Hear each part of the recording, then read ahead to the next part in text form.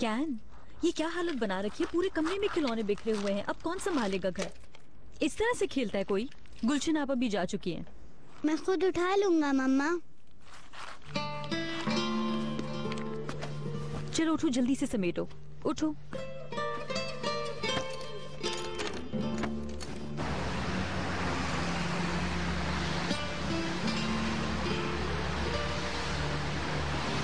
फिरदौस ये रख लें, और कुछ चाहिए हो तो बता दीजिएगा मुझे, बाकी कैसे संभालना है आप जानती हैं।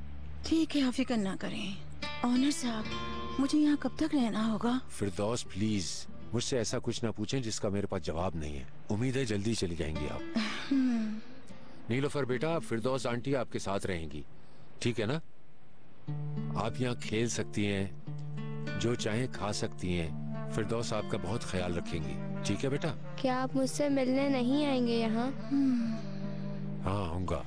आप नहीं आएंगे, मैं जानती हूँ। नीलोफर, मैं वादा करता हूँ कि मैं आऊंगा। मैंने कहा है ना तुमसे, मैंने वादा किया है, मैं जरूर आऊंगा, ठीक है ना?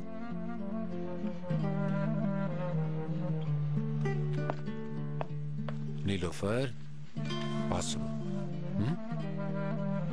तुम अकेली नहीं हो, फिरदौस आंटी तुम्हारे साथ है। चलो शेक हैंड करो। फिरदौस आंटी बच्चों से मोहब्बत करती हैं।